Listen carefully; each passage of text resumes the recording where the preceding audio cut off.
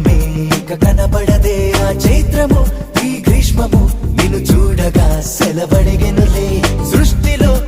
అద్భుతం నువ్వే కదా కాదనగలరా నిమిషానికి క్షణాలను ఓ లక్షగా మార్చే మన